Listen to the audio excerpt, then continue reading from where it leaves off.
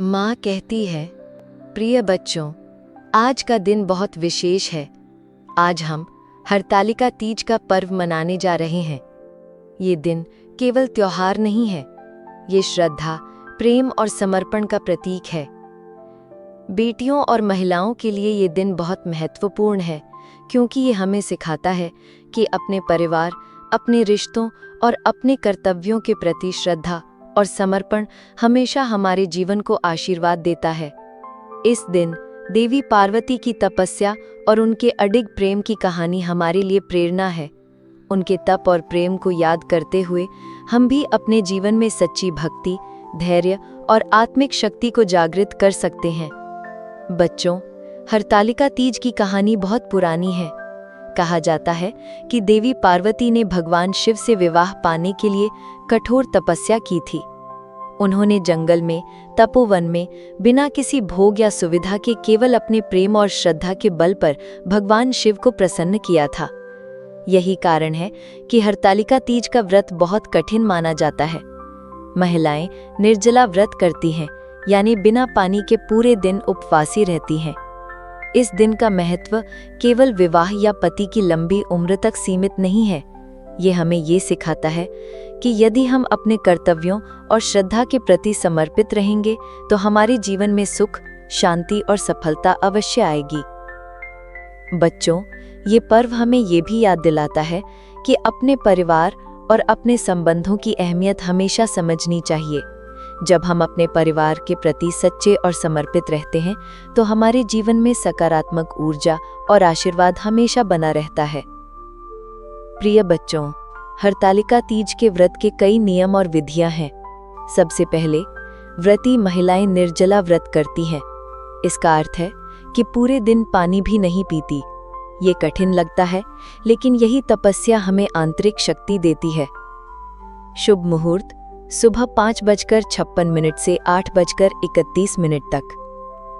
पूजा सामग्री: शिव पार्वती की मिट्टी या बालू की मूर्ति, लाल वस्त्र, सिंदूर, चूड़ी और बिंदी, मेहंदी और पारंपरिक पकवान।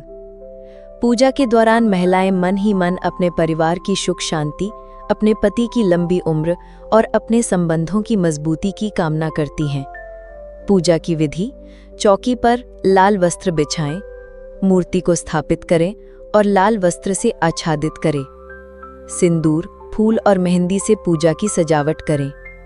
पारंपरिक भजन या मंत्रों का जाप करें। अंत में पकवानों का भोग अर्पित करें।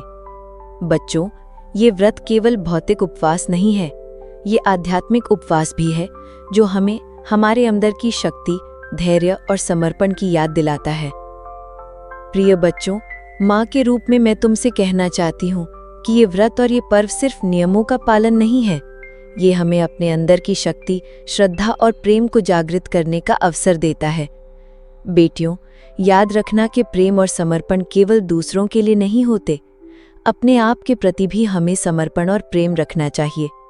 जब हम अपने जीवन में सच्चाई और श्रद्धा के साथ कार्य करेंगे तो जीवन में हर कठिनाई आसान हो जाएगी। ये पर्व हमें ये भी सिखाता है कि धैर्य और तपस्या से हम किसी भी लक्ष्य को प्राप्त कर सकते हैं। जैसे देवी पार्वती ने कठोर तपस्या के माध्यम से भगवान शिव को प्राप्त किया था, वैसे ही हम अपने जीवन में धैर्य, विश्वास और समर्पण के बल पर अपने लक्ष्यों को प्राप्त कर सकते हैं।